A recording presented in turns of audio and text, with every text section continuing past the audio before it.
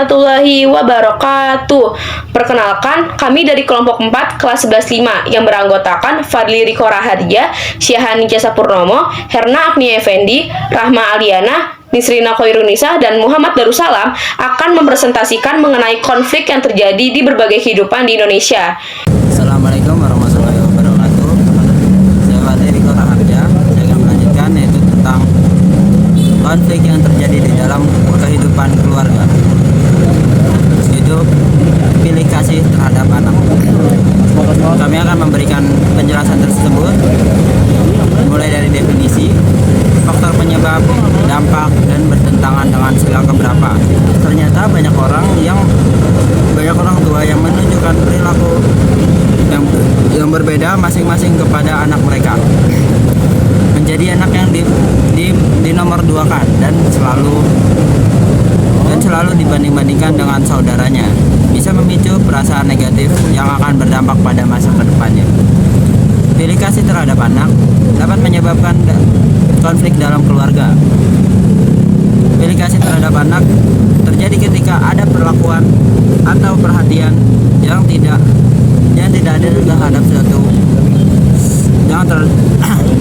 adil terhadap satu atau beberapa anak di dalam keluarga. Dalam keluarga, pilih kasih terhadap anak dapat menciptakan ketidakseimbangan dalam hubungan antara anggota keluarga dan menyebabkan ketidakpuasan, kecemburuan, dan rasa tidak adil di antara saudara-saudara. Hal ini dapat memicu konflik internal antara anggota keluarga. Faktor penyebab pilih kasih terhadap anak itu yang pertama ada melihat potensi menjanjikan dari salah satu anaknya. Yang kedua ada merasa dikecewakan dengan sikap anaknya. Yang ketiga ada cara mendisiplinkan anaknya berbeda dengan anak yang lain. Lalu ada orang tua merasa lebih cocok pada salah satu anak saja. Nah, berikut ini merupakan dampak yang terjadi jika kita pilih kasih terhadap anak. Yang pertama adalah kurangnya motivasi hingga depresi. Yang kedua, hubungan yang tidak harmonis dengan kedua orang tua. Yang ketiga, tertutup dan selalu mengalah. Yang keempat, anak yang disukai memiliki sikap yang terlalu manja. Yang kelima, memunculkan persaingan antar anak atau dengan saudara kandungnya sendiri.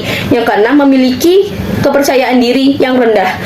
Lalu, pilih kasih terhadap anak bertentangan nih dengan sila kelima Pancasila yang berbunyi keadilan sosial bagi seluruh rakyat Indonesia. Sebab pendidikan dan perlakuan yang adil terhadap anak merupakan bagian penting dari pembangunan karakter dan masyarakat yang adil.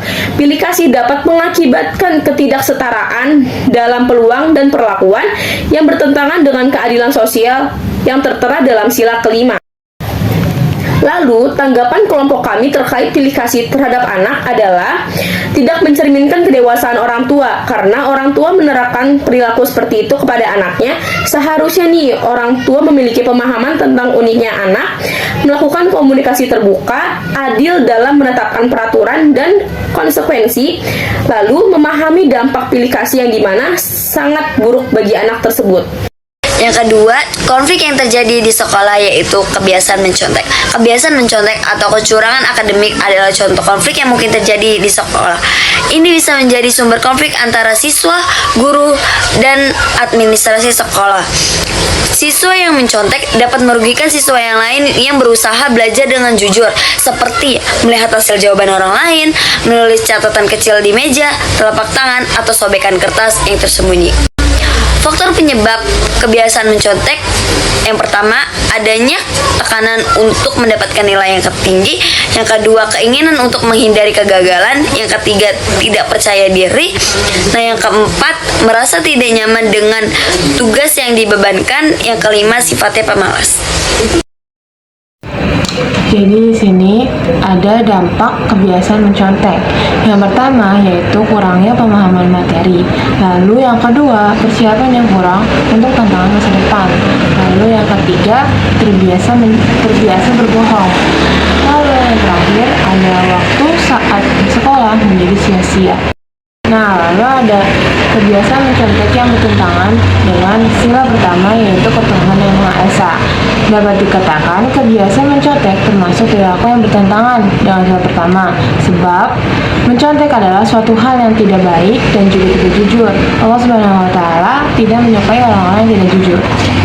Lalu di sini ada tanggapan terkait kebiasaan mencontek. Tanggapan kami mengenai kebiasaan mencontek yaitu tidak baik untuk ditiru atau dicontoh. Karena dari kebiasaan ini kita tidak belajar sambil berproses tetapi belajar secara instan. Dan hal itulah yang akan dapat menimbulkan permasalahan di masa yang akan datang. Kali ini saya akan bacakan yang ketiga, konflik yang terjadi di masyarakat, yaitu persaingan lahan atau sengketa lahan antar tetangga.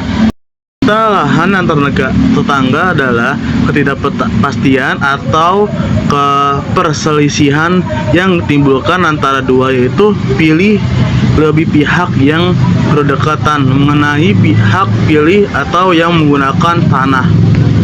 Sengketa lahan tidak bisa dihindari oleh zaman sekarang. Oleh sebab itu dapat meningkatkan konflik pertahanan di Indonesia.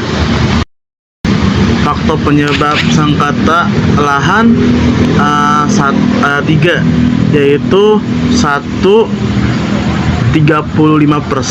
adanya pertimbangan status kepemilihan, penguasaan, penggunaan, dan pemanfaatan lahan. 50% belum adanya pola administrasi yang jelas tentang pertahanan atau lahan. Yang ketiga, 25% data tanah yang keliru. Halo, nama saya Rahmaliana. Saya di sini akan menjelaskan dampak sengketa lahan, yaitu sebagai berikut. Biaya hukum penyelesaian sengketa melibatkan biaya yang cukup tinggi.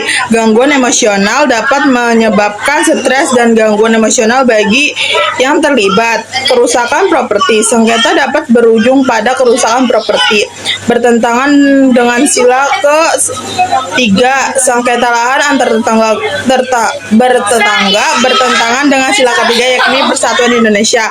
Karena dengan adanya konflik sengketa lahan tersebut dapat menimbulkan atau memunculkan kericuhan, keributan, permasalahan antar individu dengan individu lainnya. Jadi tanggapan kami ialah ketika memiliki konflik sengketa lahan, alangkah baiknya negosiasi atau mencari solusi yang adil dan berkelanjutan yang mempertimbangkan kepentingan yang terlibat. Nah, itu tadi presentasi dari kelompok kami. Kurang lebihnya mohon maaf. Wassalamualaikum warahmatullahi wabarakatuh.